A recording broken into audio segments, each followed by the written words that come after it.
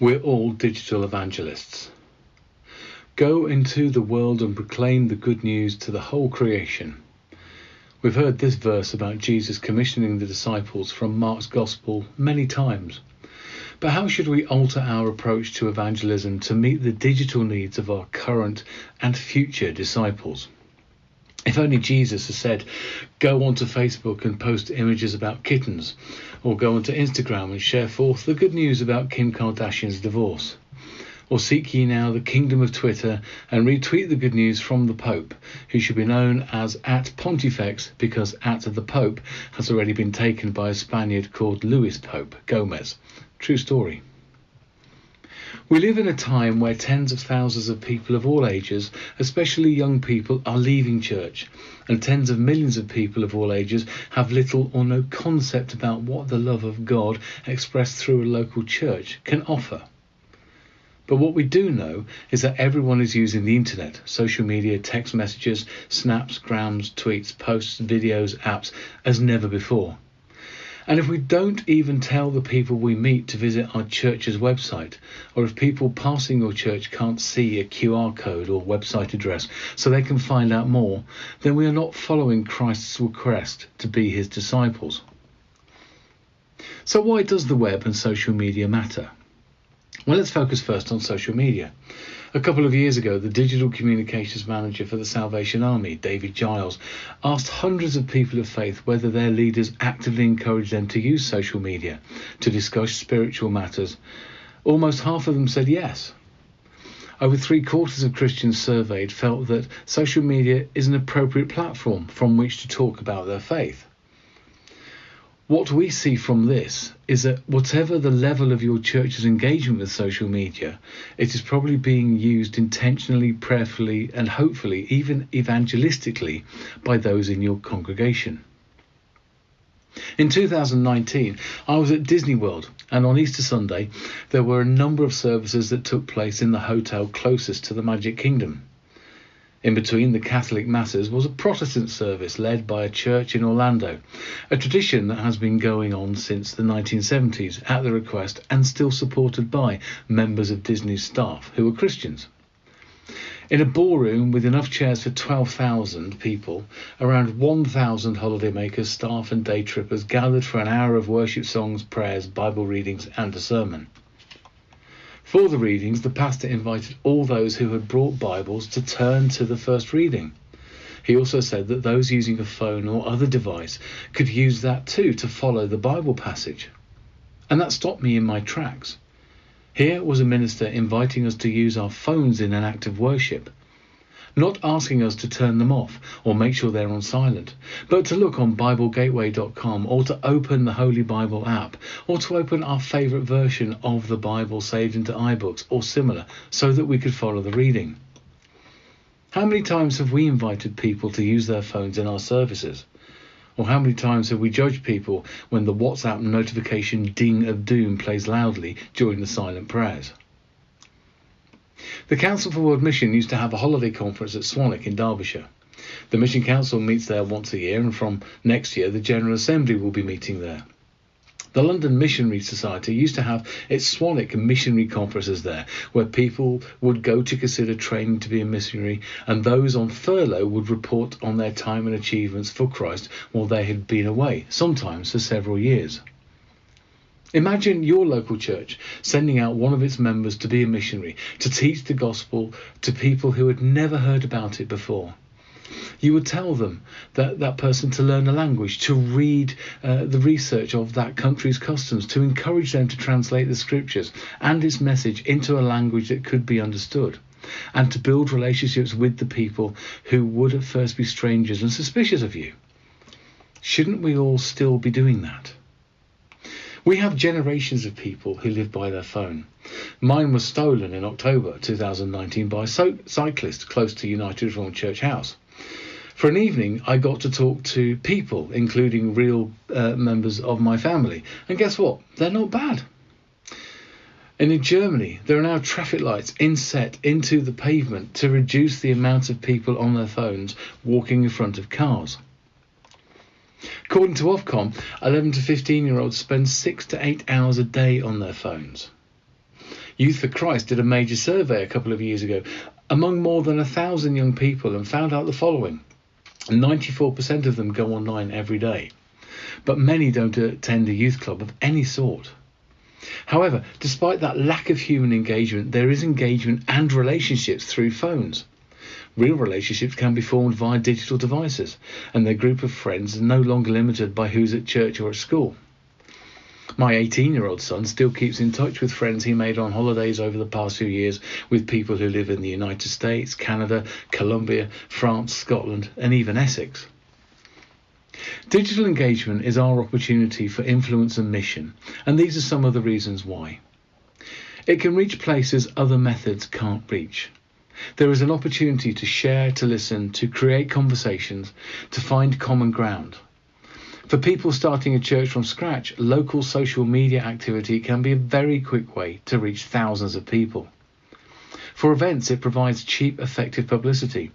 People telling their stories of faith, particularly in creative ways or using videos or images, will reach an audience possibly greater than any they'd find in a church on a Sunday morning. It can be the feet and voice of the church worldwide without you having to leave your kitchen table.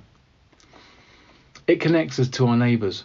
Codex Pete Phillips, a Methodist minister who works at the University of Durham, wrote this: "Because of the way that digital communication transcends the geographical and the physical, transcends even the limitations of time and presence, it can also be used to augment what the church is already doing to connect us all as part of a whole community." Digital communication, and social media in particular, has become ever more integral to how our communities function and develop. Academic research into the digital religion has shown that church online activity can be most effective when it supplements offline activity, rather than seeking to replace it. It reaches those who may not connect to traditional church. It can increase fellowship for all the potential irritation of endless shared photos of kittens, new babies, more kittens, sun-kissed beaches, even more kittens, beautiful food, or kittens eating that wonderful food you've lovingly prepared. Social media can reveal our lives to those who would otherwise see us only in the one context. The late great Bex Lewis, who used to train church leaders in effective digital communication, once said, "When I'm training churches in social media, I like to challenge people on what the fruits of the Spirit listed in Galatians looks like online. How can we integrate these kinds of discussions into sermons?" It can increase discovery, learning, and spiritual growth. The enormous popularity of TED Talks, short talks of 18 minutes or less on technology, entertainment and design, has shown that there is a hunger for learning, for public speaking, for the kind of mini lectures or short talks on meaningful topics that Christians can take for granted, from a steady diet of preaching. We know this already. We call them sermons.